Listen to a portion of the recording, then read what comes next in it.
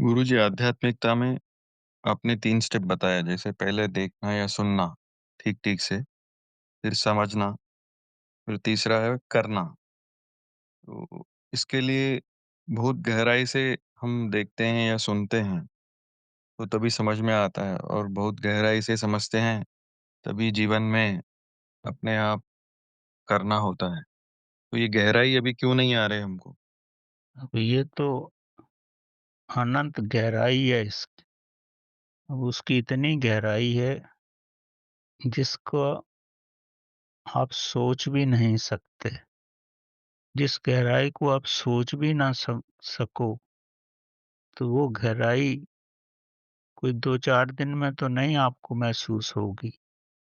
ये कोई 5 फीट और 10 फीट की गहराई तो नहीं है कि आपने पैर रख दिए और आपके अनुभव में सब आ जाएगा। ये गहराई तो करोड़ों-करोड़ों मील गहरी खाई है और उतनी ही उसकी ऊँचाई है और उस गहराई में डूबने से ही आपको आनंद आएगा और ये जन्मों-जन्मों की साधना है और आप इस साधना में कब उतरे हैं, कितना इसको समझे हैं, वो आप ही जानते हैं। तो ये गहराई का आनंद तभी आएगा जब सबसे पहले आप अपनी आत्मा को पहचानोगे, आत्मा के साथ रहोगे और जब आत्मा के साथ रहना आपको आ जाएगा, तो आत्मा क्षण भर में ही आपको इतनी गहराई तक ले जाएगी, जो कि आपकी सोच और समझ से बहुत परे हो जाएगा। तो इसको समझना और उस गहराई में उतरना, उस गहराई का आनंद लेना इतना सरल नहीं है।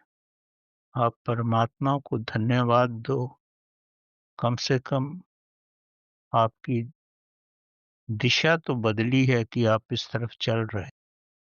जैसे-जैसे चलते जाओगे, तो आपको इस गहराई का आनंद आएगा और इसको आप इतना आनंद आएगा कि अमृत की वर्षा होने लगेगी, जो शब्दों में कहना नामुमकिन है। ये कोई 2-4 दिन में नहीं आएगी, इसमें कई वर्ष भी लग सकते हैं, कितना जीवन भी लग सकता है। आप इस आनंद को लेते जाओ, तो गहराई को नहीं नापोगे आप, आनंद में ही डूब जाओगे।